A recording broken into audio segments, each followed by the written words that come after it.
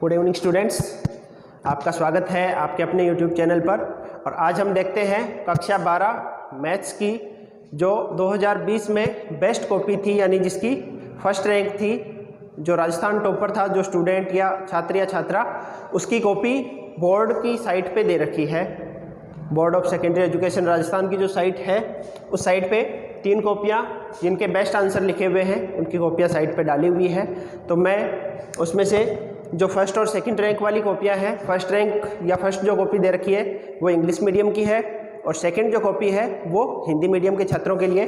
तो हम पहले हिंदी मीडियम वाली कॉपी देखते हैं कि किस हिसाब से हमें आंसर देने होते हैं, और जो राजस्थान में जो सबसे बेस्ट आंसर जिस बच्चे ने, जिस छात्र या छात्रा ने लिखा है, उसने अपने आंसर किस हिसाब से दिए हैं वो देखते हैं।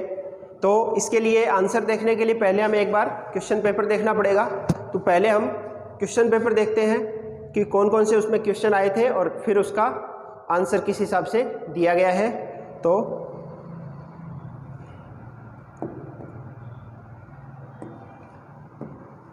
पहले हम क्वेश्चन पेपर देखते हैं।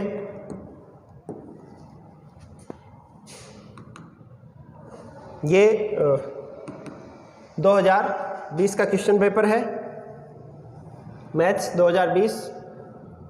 और इस क्वेश्चन पेपर में एक बार स्पीडली हम क्वेश्चन देख लेते हैं कौन कौन से क्वेश्चन आए थे, ताकि हमें आंसर देखते टाइम आइडिया रहे। तो पहला इसमें क्वेश्चन आया था फंक्शन का। आर से आर में फंक्शन है एफ एक्स बराबर x square plus 5x plus 9, F inverse 8 और एफ इनवर्स 9 का मान हमसे पूछा था। सेकंड क्वेश्चन है 2 tan inverse x plus tan inverse x cube, इसका मान ज्ञात करना है। थर्ड क्वेश्चन है मैट्रिक्स दे रखी है 2 k प्लस 4 और इस तरफ, और बराबर में a -1 3 -4, और हमें a की वैल्यू फाइंड करनी है। उसके बाद में है क्वेश्चन 4 है व्युत्क्रमणीय तथा अव्युत्क्रमणीय अवयव को परिभाषित करना है, यानी सिंगुलर और नॉन सिंगुलर मैट्रिक्स, उसकी डेफिनेशन लिखनी है। पांचवा क्वेश्चन इसमें है सिद्ध कीजिए कि अंतराल -1 से 1 में ये फंक्शन जो है एफ एक्स बराबर x square minus x plus 1 न तो वर्धमान है और ना ही ह्रासमान है। छठा क्वेश्चन है integration 1/1 plus sine x, integration करना है। सातवें क्वेश्चन में 2i माइनस जे कैप प्लस 4k कैप का क्रॉस प्रोडक्ट करना है 3i cap plus 4j cap minus 4k cap. तो ये सातवां क्वेश्चन था। इसके बाद में आठवां क्वेश्चन है दर्शाइए कि बिंदु 3 पॉइंट दे रखे हैं अपने को और सिद्ध करना है कि ये तीनों सरेख है। 9वें में रैखिक प्रोग्रामन संख्या का सुसंगत हल को परिभाषित करना है, यानी LPP लीनियर प्रोग्रामिंग प्रॉब्लम में फिजिबल सॉल्यूशन यानी सुसंगत हल कौन सा है उसके डेफिनेशन पूछी है। 10वें में A की प्रोबेबिलिटी, B की प्रोबेबिलिटी और A यूनियन B की प्रोबेबिलिटी हमें दे दी है, और A इंटरसेक्शन B की प्रोबेबिलिटी हमसे पूछी है। ये फर्स्ट पार्ट था, सेक्शन फर्स्ट। सेक्शन B में है f और g दो 1 on 2 एक एक आच्छादक फलन है।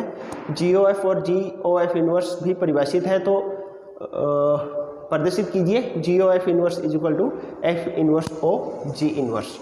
12वां, तो एक बार हम क्वेश्चन देख रहे हैं सारे, उसके बाद इन्हीं क्वेश्चन के आंसर उस कॉपी में कैसे लिखे गए हैं और हमें उसको देख के क्या सीखना चाहिए, कैसे आंसर देने चाहिए, वो देखते हैं। 12वां है a माइनस 2i मैट्रिक्स ये दे रखी है, तो a ट्रांसपोज निकालना है। और 12वें में इंटीग्रेशन करना है 2x plus 5 upon under root x square plus 3x plus 1। फिर उसके बाद 14th क्वेश्चन है, उसमें हमें y बराबर under root log x plus under root log x plus under root log x, ये सीरीज इनफाइनाइट तक जाएगी, और dy/dx फाइंड करना है।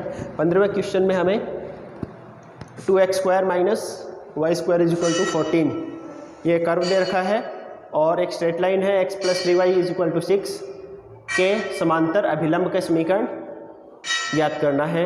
16वें में है निम्न त्रिकोणमितीय समीकरण दे रखी है sine inverse x plus sine inverse 2x बराबर π/3, इसको सॉल्व करना है। 17वें में एक डिटर्मिनेंट सारणिक दे रखी है और उसकी वैल्यू इसके बराबर ABC 1 + 1/a 1 + b 1 + c इसके इक्वल प्रूफ करना है। 18वां क्वेश्चन दिया है मैट्रिक्स वही है, निम्नलिखित समीकरण निकाय को इसको सॉल्व करना है। उसके बाद में 19वां है cos inverse x upon under root a plus x. इसका x के सापेक्ष समाकलन इंटीग्रेशन करना है x के रेस्पेक्ट में। 20वें में दो परवलय हमें पैराबोला दिए हुए हैं, y स्क्वायर बराबर 4x और x square is equal to 4ay, इनके मध्यवर्ती क्षेत्र का क्षेत्रफल। 21वें में x square plus y square बराबर 32 और y बराबर x तथा x अक्ष के मध्यवर्ती प्रथम चतुर्थांश में क्षेत्रफल ज्ञात करना है। 22वां है, हल कीजिए dy/dx plus 2x tan inverse y minus x cube 1 plus y square, इसको डिफरेंशियल इक्वेशन है, इसको हमें सॉल्व करना है। उसके बाद 23वां है 1 plus y square plus x minus e tan inverse y dy/dx बराबर 0, इस डिफरेंशियल इक्वेशन को सॉल्व करेंगे। 24वां, सिद्ध कीजिए कि दी गई तिर्यक ऊंचाई और महत्तम आयतन वाले शंकु का अर्धशीर्ष कोण tan इनवर्स √2 होता है। तो ये अवकलज के अनुप्रयोग जो है उस वाली प्रश्नावली में से रैखिक प्रोग्रामन समस्या का एक क्वेश्चन आया है। z बराबर 2x प्लस 3y, इसको अधिकतम करना है और दो कंडीशन प्रतिबंध दिए हैं, 4x plus 6y less than equals to 60 and 2x plus y less than equals to 20। उसके बाद में 26वां जो सवाल है, फंक्शन दिया है हमें f(x) बराबर mode x minus 1 plus 2 mode x minus 2 plus 3 mode x minus 3, इसके बिंदु x बराबर 1, 2 और 3 पे कंटिन्यूटी और डिफरेंशियबिलिटी का परीक्षण करना है हमें। 27वां है i बराबर 0 to pi log 1 plus cos x dx बराबर, प्रूफ करना है कि इसकी वैल्यू पाई log 1/2 के बराबर होती है। 28वां है बॉक्स में a plus B, b plus c और c प्लस ए की value 2 into box a b c के बराबर है, या a cross b, b cross c और c क्रॉस ए की बॉक्स की value box a b c का स्क्वायर के बराबर है। इसके बाद में है 29वां x minus y, x minus 3/2, y minus 4/1, z plus 1/3 तथा x minus 1/-1, y minus 3/3, z minus 1/2। ये और सेकंड वेक्टर फॉर्म में, ये तो कार्टेशियन फॉर्म में है, सेकंड हमें वेक्टर फॉर्म में दे रखा है। ये है और इसके बाद में वेक्टर फॉर्म में r बराबर i plus 2j minus 4k plus lambda 2i plus 3j plus 6k और r is equal to 3i plus 3j minus 5k plus mu 2i plus 3j plus 6k। तो ये निम्नलिखित रेखा युग्मों के मध्य न्यूनतम दूरी, तो ये पहला कार्टेशियन फॉर्म में दे रखा है, दो रेखाएं और उन दोनों के बीच की मिनिमम दूरी जो है वो निकालनी है। और ऐसे ही सेकेंड वाले में हमें वेक्टर फॉर्म में दो लाइन्स दे रखी है, उन दोनों के बीच की मिनिमम जो डिस्टेंस है, शॉर्टेस्ट डिस्टेंस, वो फाइंड करनी है। और अगला जो है लास्ट 30वां, एक व्यक्ति के बारे में ज्ञात है कि वह 5 में से 3 बार सत्य बोलता है, वह एक पासे को उछालता है और बताता है कि उस पर आने वाली संख्या 1 है। इसकी क्या प्रायिकता, इसकी प्रायिकता ज्ञात कीजिए कि पासे पर आने वाली संख्या वास्तव में 1 है। तो ये 30 क्वेश्चन थे। अब हम देखते हैं कि इसने आंसर इनके जो है वो किस प्रकार से लिखे गए हैं। अब हम देखते हैं हिंदी मीडियम के छात्र की जो कॉपी है, ये कॉपी है हमारे पास माध्यमिक शिक्षा बोर्ड उच्च माध्यमिक परीक्षा, ये रोल नंबर वगैरह जो है वो हटा दिए गए हैं, गोपनीयता है इसलिए। और ये सब्जेक्ट मैथ 18/6/20 को हुआ था गुरुवार, ये आपको एंट्रीज करनी होती है। हिंदी मीडियम, इंग्लिश मीडियम, कौन सा मीडियम है आपका, विषय गणित, परीक्षा का दिन गुरुवार और दिनांक, इतनी चीज़ें आपको इसमें कॉपी में एंट्री करनी होती है। आपके रोल नंबर यहाँ पे फिगर में और यहाँ पे वर्ड्स में, और इसके बाद में यहाँ से कॉपी शुरू होती है।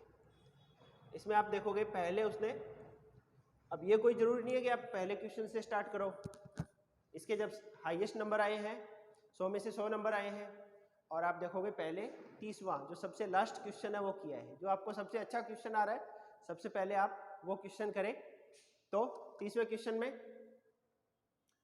क्या लिखा है, पहले माना घटना E1 पासे पर आने वाली संख्या वास्तव में है 1 है और E2 संख्या 1 नहीं है।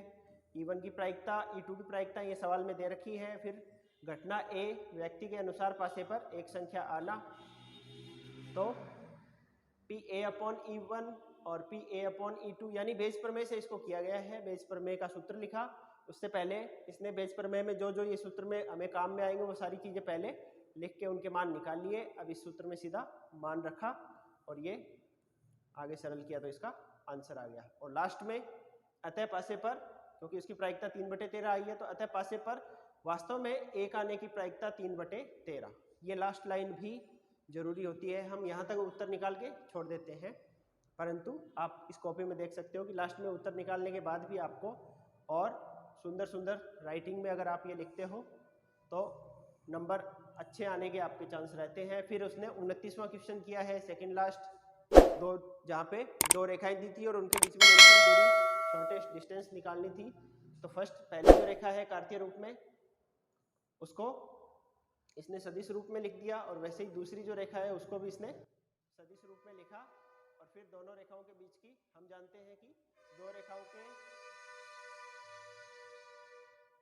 हम जानते हैं कि दो रेखाओं के मध्य की न्यूनतम दूरी s बराबर, ये फॉर्मूला लिख दिया।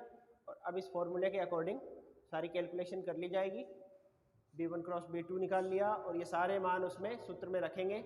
b1 क्रॉस b2 का मापांक भी निकाल लिया। अब इस सूत्र में जैसे ही रखा और सरल किया तो आंसर आ गया 7/√171। तो ये न्यूनतम दूरी है। ऐसे ही जो सेकंड वाला है वो दोनों रेखाएं आपको वेक्टर फॉर्म में पहले से दे रखी है, तो इन दोनों रेखाओं के बीच की दूरी का सूत्र लगा दिया। क्योंकि अब देखो ये दोनों रेखाएं दे रखी थी, इसमें रेखाएं समांतर है, अतः इनके मध्य की न्यूनतम दूरी, दोनों रेखाएं समांतर हैं तो क्या होगा, इन दोनों के बीच की दूरी का सूत्र ये हो जाएगा। और फिर इस सूत्र में जो भी जो हमें चाहिए, क्या चाहिएगा, a2 माइनस a1 ये निकाल लिया, b का मान हमें पता ही है, फिर b cross a2 minus a1, तो इसका और इन दोनों वेक्टर का क्रॉस प्रोडक्ट करना है, ये यहाँ पे करके इसका मान निकाला और फिर ये सूत्र में रख दिया गया है। तो लास्ट हमारा आंसर आ गया √293/7 इकाई। फिर 28वां सवाल किया गया है, जिसके अंदर हमें सिद्ध करना था box a plus B, b plus c और सी प्लस ए, इसका मान 2 बॉक्स ए बी सी उसके बराबर आना चाहिए। तो इसने क्या किया है, कैसे किया इस सवाल को, a प्लस बॉक्स का मतलब क्या है, a dot b cross c, box a b c का मतलब, तो ऐसे ही पहले वाले का डॉट प्रोडक्ट, बाकी दोनों के क्रॉस प्रोडक्ट, और फिर इसको सरल किया आगे, पहले इनका क्रॉस प्रोडक्ट किया तो b plus c cross a है, सी प्लस ए है तो b क्रॉस सी, फिर b cross a, c cross c और सी क्रॉस ए। अब सी क्रॉस सी का मान तो 0 हो जाएगा, ये लिख दिया इसने। तो इसको 0 लिख भी रहे हो तो आपको रीजन देना है कि सी क्रॉस सी 0 है, इसलिए हमने इसको हटा दिया है, और बाकी सारा जो भी था उसको हमने वैसे का वैसा लिखा। अब इसके साथ डॉट प्रोडक्ट होगा तो ए का डॉट पहले बी क्रॉस सी से होगा, फिर ए का डॉट बी क्रॉस ए से, फिर ए का डॉट सी क्रॉस ए से, ऐसे ही फिर बी का dot b cross c, b dot b cross a और b dot c cross a, ये सारा लिखा। अब a dot b cross c का मतलब बॉक्स ए बी सी, इसका मतलब a dot b cross c का मतलब बी क्रॉस ए का मतलब बॉक्स ए बी ए, और बॉक्स के अंदर जब भी दो एंट्री सिमिलर हो तो उसकी वैल्यू 0 हो जाती है, तो उस कारण से ये 0 हो जाएगा। और ये ए और ए 2 बार आ गया, ये भी 0, यहाँ बी और बी 2 बार आ गया 0, ये बी भी आ गया तो ये भी 0, और ये हो जाएगा ए क्रॉस बी क्रॉस सी, और जोड़ोगे तो ये डबल हो जाएगा 2abc। तो इस टाइप से पूरा क्वेश्चन हो गया। ऐसे ही अगला जो था box a cross b, b cross c और सी क्रॉस ए, इसकी value box a b c के स्क्वायर के बराबर होती है, ये प्रूफ करना है। तो यहाँ पे सबसे पहले बी क्रॉस सी को यहाँ P मान लिया गया है, ताकि हम P cross c cross a, इसको P मान लिया तो P cross c cross a, इसका मान हम याद कर सकते हैं, 3 वेक्टर का क्रॉस प्रोडक्ट से। तो ए क्रॉस बी क्रॉस सी, फिर फॉर्मूला लिखा है इसका मान क्या होता है, और फिर इस फॉर्मूले से इसका अंदर वाले का प्रसार किया गया, और फिर बाहर जो है उसके साथ में इसका अलग अलग लिख लिया, इस वाले को अलग लिखा, फिर माइनस इसके साथ ये अलग लिख लिया। और फिर अब यहाँ बताया गया है कि आगे वाला जो पार्ट है ना ये 0 हो जाएगा, है ना। क्यों हो जाएगा 0, जैसे यहाँ पे ये लिखा b cross c dot c, अब b cross c dot c का मतलब हो गया बॉक्स बी सी सी, और बॉक्स के अंदर 2 एंट्री सिमिलर होते हैं, वो 0 हो जाता है, तो ये वाला पार्ट तो 0 हो गया। और फिर जैसे ही आगे हम इसका प्रसार सरल करते जाएंगे तो हमारे पास बॉक्स ए बी सी आ गया ये, और ये भी बॉक्स ए बी सी हो जाएगा, तो इसका स्क्वायर हो गया। तो अभी मेरा उद्देश्य ये नहीं है कि मैं आपको ये सारे सवाल करवाऊंगा, मेरा उद्देश्य ये है कि सवाल किए कैसे गए हैं, कॉपी में आपको आते तो है, पर उनको कॉपी में कैसे लिखना है ये भी एक इम्पॉर्टेंट चीज़ है कि आप कॉपी में उन सवालों को कैसे कर पाते हो। तो अभी सिर्फ ये देख रहे हैं कि ये सवाल आप कॉपी में अगर करते हो तो जिसने राजस्थान मेरिट में जो आई है छात्र या छात्रा जो आया है उसका कॉपी में कैसे किया गया है उससे हम एनालिसिस कर रहे हैं। तो आप देख सकते हो इस क्वेश्चन को इन्होंने कैसे किया है और आप कैसे करते हो यूजुअली, तो आपको उस हिसाब से देखना है। अगर आप ऐसी पैटर्न पे करते हो तो अच्छी बात है, पर अगर कोई शॉर्ट में करता हो कि डायरेक्ट कुछ लाइनें स्किप करके शॉर्ट में आंसर लिख दिया तो कुछ चेंज करने की ज़रूरत है ताकि हमारे 2, 4, 5 नंबर और बढ़ जाए। 27वां क्वेश्चन क्या है उसके बाद में इंटीग्रेशन का।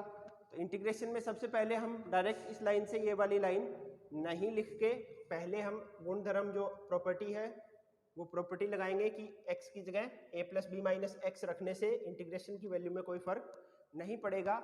इस प्रॉपर्टी के अकॉर्डिंग जब आप यहाँ पे x की जगह π - x रख दोगे तो भी इसके मान i के बराबर रहेगा और इसको फिर ये हो जाएगा यहाँ पे फिर π माइनस जो x है इसकी जगह cos x लिख दिया माइनस cos x। क्यों लिखा तो ये भी कारण बताया है कि cos π माइनस x जो है वो माइनस cos x के बराबर। तो ये छोटी छोटी चीज़ें जो है आप कलर भी चेंज कर रखा है, अलग कलर के ब्लैक कलर के पेन से किया है तो आप कलर चेंज भी कर सकते हो। उसके बाद फिर दोनों को जोड़ के और ये जब जोड़ेंगे दोनों को, ये इंपॉर्टेंट सवाल भी है, ये सवाल भी आप अच्छे से ध्यान रखोगे। तो log 1 + cos और log 1 - cos log a + log b का फॉर्मूला लगाओगे तो दोनों का इंटू हो जाएगा log a × b और इंटू करोगे तो 1 + cos और 1 - cos का 1 - cos स्क्वायर जो कि साइन होता है। अब ये इसकी जगह ये कैसे लिखा तो ये फॉर्मूला भी लिख दिया log m + log n बराबर log m × n। तो आपको इससे डायरेक्ट आप ये सोचो कि ये तो हमें आता है और जो चेक कर रहा है उसको भी आता होगा, आने को तो पूरा पेपर ही जो चेक कर रहा है उसको पूरा पेपर आता है, पर हमें कॉपी में लिखते टाइम ये मान के चलना है कि सामने वाले को जो कॉपी चेक कर रहा है उसको कुछ नहीं आता। आप हर एक चीज़ इससे जब आपने ये लिखा तो रीज़न बताओगे कि हमने इससे ये क्यों लिखा, ये फॉर्मूले से लिखा log m + log n बराबर log m × n। तो फिर 1 - cos स्क्वायर जो था वो हो गया। इसके बाद में अगला जो क्वेश्चन किया है 26वां, fx बराबर mod x - 1 plus 2 mod x - 2 plus 3 mod x - 3 और fx बराबर, तो सबसे पहले तो क्या किया इसमें फलन बना लिए हैं x बराबर 1, 2 और 3। इन 3 बिंदुओं पे फलन का मान बदल रहा था, तो 1 से कम के लिए फलन, फिर 1 से 2 के बीच में और 2 से 3 के बीच और 3 से ज़्यादा, ये 4 भागों में पूरा डिवाइड हो गया और इन चारों के लिए फलन बना लिए। तो fx बराबर ये है ना, तो ये आपको वैसे तो आता होगा, अगर नहीं भी आता है तो ये हम कैसे करते हैं ये बता देता हूँ मैं। तो इसके लिए सबसे पहले तो जो मोड के अंदर है उसको हम 0 के बराबर करते हैं। तो जब इसको 0 के बराबर आप लिखोगे तो ये हो जाएगा x की वैल्यू यहाँ से आ जाएगी 1, इसको 0 के बराबर करोगे तो यहाँ से आएगी 2 और इसको 0 के बराबर करोगे तो इससे आएगी 3। और अब जो संख्या रेखा हमारी होती है उस पर x बराबर 1, x बराबर 2, x बराबर 3, इनको जब दर्शाया तो 4 अंतराल बन गए। एक तो ये जब x का मान 1 से कम हो, जब x का मान 1 से 2 के बीच में हो, जब x का मान 2 से 3 के बीच में हो और जब x का मान 3 से ज़्यादा हो। तो ये 4 अंतराल बन गए हैं और इन चारों अंतरालों के लिए फलन का मान क्या आएगा, तो हम क्या करते हैं इनके बीच का कोई मान, इस जैसे 1 से 2 के बीच का अंतराल है तो इनके बीच का कोई मान 1.5 रख के देखते हैं हम। इसमें 1.5 जब रखोगे यहाँ पे तो ये तो आएगा अंदर पॉजिटिव, मापांक के अंदर की जो संख्या है वो यहाँ से पॉजिटिव आएगी। यहाँ जब रखोगे तो ये नेगेटिव आएगा अंदर वाला, और यहाँ जब 1.5 रखोगे तो ये भी नेगेटिव आएगा। और मापांक की डेफिनेशन क्या होती है मोड फंक्शन की, मापांक क्या करता है, अगर अंदर वाली संख्या ऋणात्मक है तो -x बनेगा और अंदर जो संख्या है वो धनात्मक है तो +x बनेगा। ये मापांक फंक्शन होता है। तो इस हिसाब से जब अगर अंदर प्लस है तो मापांक हटेगा और प्लस बन जाएगा, और अंदर अगर माइनस की संख्या है तो मापांक हटेगा और माइनस बन जाएगा। ऐसे ही यहाँ माइनस है तो मापांक हटेगा और बाहर एक माइनस लग जाएगा। तो इसमें मापांक हटेगा, इसकी जगह प्लस आएगा तो यहाँ से आएगा x - 1 प्लस 2 इंटू, यहाँ पे अंदर की संख्या नेगेटिव होने की वजह से मापांक घटाओगे तो बाहर माइनस आएगा, तो हम इस प्लस की जगह माइनस कर देते हैं और मापांक हटा देते हैं। ऐसे ही यहाँ अंदर माइनस है तो मापांक हटेगा तो बाहर माइनस आएगा और अंदर x माइनस 3, मापांक हटा दिया। और जब इनको जोड़ोगे आप तो ये -2x -3x, माइनस के 5x प्लस का x, तो माइनस के बच गए 4x और -1 और यहाँ -2 का -2 से होगा तो +4, -3 का -3 से होगा तो +9, 9 और 4 13 में से 1 घटाओगे तो प्लस के 12, तो हमारा आ गया फलन 12 - 4x, जब x का मान 1 से 2 के बीच में हो इस वाले अंतराल में। ऐसे ही बाकी अंतरालों के लिए फलन बनाया जाता है, तो इस प्रकार से आप इसमें फलन बनाओगे। इसके बाद में फलन बनाया, फिर x बराबर 1 पे संतत है या नहीं, तो हम सबसे पहले इसमें क्या करते हैं, दाईं सीमा ज्ञात करेंगे, फिर बाईं सीमा ज्ञात करेंगे और फलन का मान। तो ये बाईं सीमा का फॉर्मूला हो गया, इसका मान 8 आया। फिर दाईं सीमा ज्ञात की, उसका मान भी 8 आ गया और x बराबर 1 पर फलन का मान, तीनों अगर बराबर है तो फिर ये फलन जो है वो संतत कहलाएगा। तो ये फलन x बराबर 1 पे संतत है, फिर x बराबर 2 पर और x बराबर 3 पर, तीनों बिंदुओं पे हम देखेंगे संतत है या नहीं है। फिर अवकलनीयता देखेंगे, x बराबर 1 पे अवकलनीय है या नहीं है, तो बायां अवकलज और दायां अवकलज दोनों बराबर होने चाहिए। तो बायां अवकलज इसका सूत्र लिख दिया और फिर उसमें मान रख के सरल किया। ऐसे ही दायां अवकलज ज्ञात किया, तो बायां अवकलज का मान -6, दायां अवकलज का मान -4, दोनों बराबर नहीं है, बायां अवकलज बराबर नहीं है दायां अवकलज के, अतः x बराबर 1 पर ये अवकलनीय नहीं है। इसी प्रकार x बराबर 2 पे अवकलनीय है यानी वो देखना है, और x बराबर 2 पर बायां अवकलज -4 आ गया और दायां अवकलज का मान 0 आ गया, तो यहाँ पे भी ये बराबर नहीं है, तो ये x बराबर 2 पे अवकलनीय नहीं है। यहाँ तक तो हम सभी क्वेश्चन कर लेते हैं। इसके बाद क्या है, ठीक इसी प्रकार x बराबर 3 के लिए भी हो जाएगा।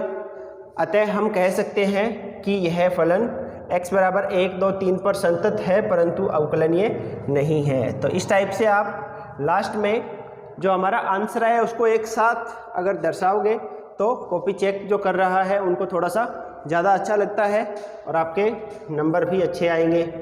16वां सवाल किया उसके बाद में sine inverse x plus sine inverse 2x बराबर π/3। तो सबसे पहले तो इसका फॉर्मूला, तो हमें भी क्वेश्चन करते टाइम यही ध्यान रखना है, सबसे पहले उस सवाल का जो सूत्र है जो आप लगा रहे हो, यूज़ कर रहे हो यहाँ पे, तो इन दोनों की जगह जब आप साइन इनवर्स ये वाली लाइन लिखोगे तो ये क्यों लिखी, तो ये formula sine inverse x plus sine inverse y बराबर sine inverse x √1 - y² plus y √1 - x²। और इस सूत्र से जब आप यहाँ x की जगह x और y की जगह 2x रखोगे तो हमारा ये वैल्यू आएगी। और अब यहाँ से फिर हम जानते हैं साइन इनवर्स x और sine inverse plus sine cos inverse x का मान π/2, ये फॉर्मूला होता है एक। इस फॉर्मूले से साइन इनवर्स x की जगह हम लिख सकते हैं, कोस को इधर ले आओ, π/2 माइनस कोस इनवर्स x, और इससे ये पूरा कोस में चेंज हो गया। और उसके बाद में फिर कोस वाला फॉर्मूला लगाया, कोस inverse x plus cos inverse y का formula cos inverse xy minus √x minus 1 minus x² √1 minus y²। तो और लास्ट में फिर तो ये पूरा कोस में चेंज हो गया, फिर कोस को इस तरफ ले आए, कोस 2π/3 हो गया। और यहाँ से समीकरण नंबर 2 समीकरणें बन गई, फिर इनका वर्ग करके जोड़ा और यहाँ से हमें x² का मान मिल गया, यानी x का मान मिल गया, है ना। प्लस माइनस में तो माइनस वाला संभव नहीं है, तो x का मान हमें ये मिलेगा। तो इस टाइप से आप क्वेश्चन जो कर रहे हो उसके फॉर्मूले, जहाँ भी आप जो भी फॉर्मूला यूज़ कर रहे हो उसको अलग से, अगर अलग कलर के पेन से यूज़ करके लिखते हो तो अच्छा है, नहीं तो ब्लू पेन से भी आप उसको अलग से ज़रूर मेंशन करें कि ये फॉर्मूला लगाने की वजह से इससे हमने ये लिखा है, उसका इम्पैक्ट ज़्यादा पड़ता है। फिर 17वां सवाल किया है, इसमें एक सारणिक दे रखी है आपको। अब आप यहाँ पे शॉर्ट में अपने जो मेथड लगाते हैं तो इसको आप क्लियर लिखें, प्रथम पंक्ति के सापेक्ष प्रसार किया गया है, तो हम डायरेक्ट प्रसार कर देते हैं, उसके बजाय थोड़ा सा अगर ये विस्तार से हम लिखेंगे तो नंबर ज़्यादा आने के चांस रहते हैं। तो प्रथम पंक्ति के सापेक्ष ये प्रसार किया और सीधा इसका आंसर आ गया राइट हैंड साइड के बराबर। तो सिद्ध करना था इसमें। ऐसे ही 18वां सवाल है, 18वें में मैट्रिक्स दे रखी है और इन दोनों मैट्रिक्स से उसको x y z का मान बताना है। उसके बाद में आप देख सकते हो आव्यूह सिद्धांत से Ax बराबर b, तो A बराबर A इनवर्स b, x बराबर A इनवर्स b, तो A इनवर्स का फॉर्मूला क्या होता है, उस फॉर्मूले से A इनवर्स निकाला और इसमें सूत्र में रख देंगे और यहाँ से हमें x y z बराबर 1 2 3, तो x y z का मान मिल जाएगा। सारणिक विधि से इसको सरल किया है। 19वां सवाल किया, उसके बाद में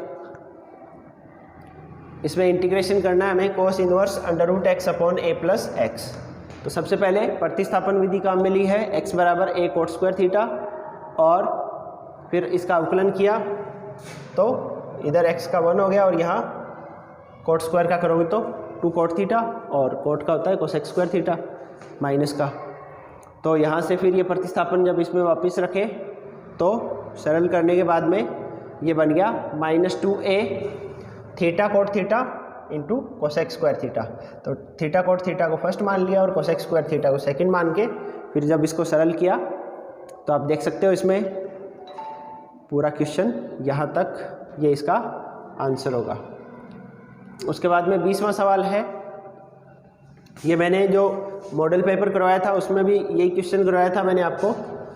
वाई स्क्वायर बराबर 4ax और दूसरा परवलय एक्स स्क्वायर बराबर 4ay, ये दो परवलय दे रखे हैं। तो यहाँ पे डायग्राम आप देख सकते हो, ये पेंसिल से बनाए हैं डायग्राम को। तो डायग्राम भी आप देखने में सुंदर लगे ऐसा डायग्राम होना चाहिए, रफ वर्क ऐसे रफ की तरह नहीं होना चाहिए। तो उसका भी अब आप देख सकते हो डायग्राम अच्छा बना हुआ है, तो चेक करने वाला इस डायग्राम को देखते ही समझ जाता है कि ये सवाल उसने सही किया है, क्योंकि इनके प्रतिच्छेद बिंदु दोनों के ये भी सही लिख रखे हैं और दोनों कर्व सही बना रखे हैं अच्छे से। फिर इसको जब सरल करेंगे हम तो लास्ट हमारा इसका आंसर जो आएगा, ये आपको मैंने पूरा करवाया था और आपको पता ही होगा, है ना। अब आप देख सकते हो थोड़ी मोटी अगर काटने का कुछ हो तो भी आप काटते टाइम भी इसमें ध्यान रख सकते हो। काटते टाइम हम क्या गलती करते हैं, कुछ गलत लिख दिया उसको पूरा ऐसे, जब तक ये मिटता नहीं तब तक उसको मिटाते रहते हैं, ऐसे नहीं करना। जैसे यहाँ पे कुछ भी गलत हुआ एक लाइन कर दी बस, इसका मतलब ये गलत था। जैसे यहाँ कर दिया, जहाँ भी आपको गलत दिखे वहाँ एक लाइन कर दी, उसका मतलब ये हिस्सा गलत है। तो ऐसे करना है, ऐसे नहीं करना होता। ऐसे करोगे तो ज़्यादा हाईलाइट होता है कि गलती कर रखी है। इसमें ठीक है, कई बार तो नज़र नहीं पड़ती भी कुछ गलती कर रखी है क्या, सिंपल एक लाइन कर दो, उसका मतलब है कि वो गलत लिखा गया है, उसकी जगह सही लिख रहे हैं। 21वां एक वृत्त दे रखा है और एक रेखा, इन दोनों से परिबद्ध क्षेत्र का क्षेत्रफल, इस वाले भाग का क्षेत्रफल। तो डायग्राम की जहाँ ज़रूरत हो वहाँ हमें डायग्राम भी बनाना चाहिए। और फिर इस सवाल को सरल करने के लिए वही पहले फॉर्मूला लिख दिया, पहले रेखा का y dx और वृत्त का y dx, और फिर इसको दोनों को जोड़ दिया। 22वां सवाल, तो 22वें में भी आप देखो अवकल समीकरण हमें दे रखी थी, उसको सरल करना है। तो y वाला जो पार्ट था उसको तो इधर ले आए, 1/1 plus y square dy by dx plus 2x tan inverse y बराबर एक्स क्यूब, और इसको आगे tan इनवर्स y इसको v मान लिया और इसको आगे सोल्व किया गया है। तो इसको कैसे सोल्व करते हैं, तो रैखिक समीकरण है ये। रैखिक समीकरण को सरल करने के लिए इंटीग्रेटिंग फैक्टर निकालना पड़ता है, तो इंटीग्रेटिंग फैक्टर से इसको सॉल्व किया गया है। उसके बाद 23वां सवाल है, ये भी डिफरेंशियल इक्वेशन का है और इसमें भी रैखिक अवकल समीकरण की तरह ही किया गया है। इसमें भी इंटीग्रेटिंग फैक्टर निकाला है और फिर इसको सॉल्व किया है। अच्छा, एक बात और, अगर आपको कोई ऐसा क्वेश्चन आ गया है जो आपको पूरा नहीं आ रहा, तो आपको करना क्या है, आपको उसका पूरा फॉर्मूला लिखना है। अगर फॉर्मूला आपको पता है, बाकी क्वेश्चन नहीं आ रहा, तो आप यहाँ पे क्वेश्चन नंबर लगाओ या जिसका आंसर दे रहे हो तो उसका आंसर नंबर 24, मान लो 24वें का आंसर दे रहे हो, तो आपको क्वेश्चन लिखने की जरूरत नहीं होती, पहला काम। दूसरा, आंसर 24 लिख दिया या उत्तर 24 लिख दिया, इसका मतलब 24वें क्वेश्चन का आप उत्तर दे रहे हो। उसके बाद में आप यहाँ पे एक क्वेश्चन कर लिया, उसके बाद में आप 1 या 2 लाइनें छोड़ो तो ज़्यादा अच्छा रहता है, ताकि दोनों में अंतर हमें पता रहे कि ये क्वेश्चन यहाँ कंप्लीट हो गया और उसके बाद नया क्वेश्चन शुरू हो रहा है। फिर आपको उस क्वेश्चन में अगर कुछ भी नहीं आ रहा, फॉर्मूला आपको याद है, आप फॉर्मूला लिख के, जैसे tan inverse x plus tan inverse y, इसका अगर फॉर्मूला पता है तो आप डायरेक्ट उसका फॉर्मूला लिख के छोड़ सकते हो। कम से कम आपको एक नंबर तो उसमें मिल ही जाएगा, क्योंकि हर एक क्वेश्चन में अलग अलग पार्ट होते हैं। उसमें ज़रूरी नहीं है कि आपको लास्ट तक आए तो पूरे नंबर मिलेंगे, हर एक पार्ट के अलग अलग नंबर है। फॉर्मूला लिखा उसका एक नंबर, डायग्राम बनाया उसका एक नंबर, लास्ट में आंसर सी है उसका एक नंबर। इस टाइप से क्वेश्चन के नंबर डिवाइड होते हैं। तो आपको उस क्वेश्चन के बारे में अगर थोड़ा बहुत भी पता है और कम से कम फॉर्मूला पता है तो फॉर्मूला ज़रूर लिख के फिर आप उसको छोड़ें, ताकि आपका बिल्कुल 0 नंबर नहीं आएगा, उसमें आधा या 1 नंबर ज़रूर आ जाएगा। इसके बाद में है 24वें में, जैसे शंकु की तिर्यक ऊंचाई। अच्छा, ये तो पूरा काट ही दिया था, गलत हो गया, तो वही वापस एक सीधी तिरछी लाइन कर दी। इसका मतलब ये क्वेश्चन गलत हो गया है, ये आगे किया जाएगा। 24वां वापस किया है और इसमें प्रूफ करना था कि जो शंकु है अधिकतम ऊंचाई वाला, वो उसका जो अर्ध शीर्ष कोण है थीटा, वो tan इनवर्स √2 होता है। तो वो पूरा प्रूफ कर रखा है।